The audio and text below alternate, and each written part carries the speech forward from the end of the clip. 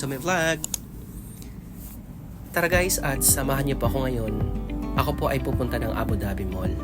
Inutusan po ako ng aking manager na mas maigi dito na lamang sa Abu Dhabi Mall, sa store namin gagawa ng aming decoration para sa iftar party. So, ang napag-isipan ko pong concept ng decoration ay kailangan ko pong gumawa ng wings.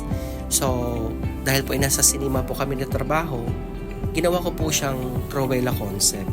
So, gumamit pa ako dito ng cardboard, yung pinaka-base.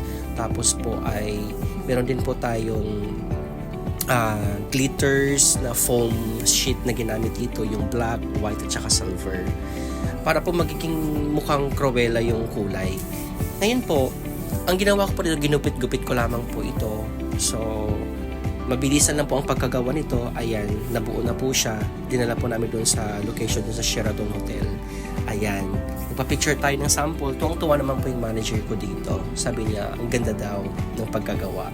We, di nga ma'am. Ayun, so okay naman. Don't forget to follow. Bye-bye.